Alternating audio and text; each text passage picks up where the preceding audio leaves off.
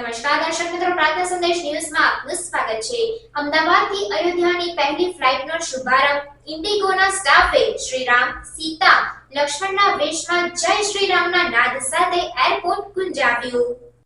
અયોધ્યામાં 22 જાન્યુઆરીના રોજ યોજાનાર ભવ્યાતિ ભવ્ય પ્રાણ પ્રતિષ્ઠા મહોત્સવની તડામાર તૈયારીઓ શરૂ થઈ ચૂકી છે। આ પૂર્વે ઇન્ડિગો એરલાઇન્સ દ્વારા અમદાવાદથી અયોધ્યાની ડાયરેક્ટ ફ્લાઇટ શરૂ કરવામાં આવી છે, જે 2 કલાક 10 મિનિટ જેટલો સમય લઈને અમદાવાદથી અયોધ્યા પહોંચશે। ત્યારે અમદાવાદ એરપોર્ટ પર ઇન્ડિગો એરલાઇન્સના સ્ટાફે ભગવાન શ્રીરામ, માતા સીતા, લક્ષ્મણ અને હનુમાનજી મહારાજના પરિધાનમાં જય જય શ્રીરામના નાદ સાથે એરપોર્ટ ગુંજવી મુસાફરોનું અભિવાદન ઝીલ્યું હતું। પહેલી ફ્લાઇટમાં સુરતના ધારાસભ્ય પૂર્ણેશ મોદી સહિત 148 મુસાફરો અયોધ્યા પહોંચશે। વહેલી સવારથી જ અમદાવાદના સરદાર વલ્લભભાઈ પટેલ ડોમેસ્ટિક એરપોર્ટ પર ભક્તિનો માહોલ જામ્યો। એરપોર્ટની અંદર જય શ્રીરામના નારા લગાવવામાં આવી રહ્યા છે। 148 પેસેન્જર સાથે અમદાવાદથી પ્રથમ ફ્લાઇટ અયોધ્યા પહોંચી।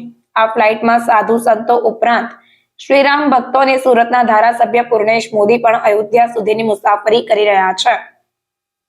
એક મહિલા મુસાફરના હાથમાં ભગવાન શ્રીરામની મૂર્તિ જોવા મળી હતી। તેઓએ જણાવ્યું કે અમદાવાદથી અયોધ્યાની પહેલી ફ્લાઇટ છે તો તેમને ઘણું સારું લાગે છે।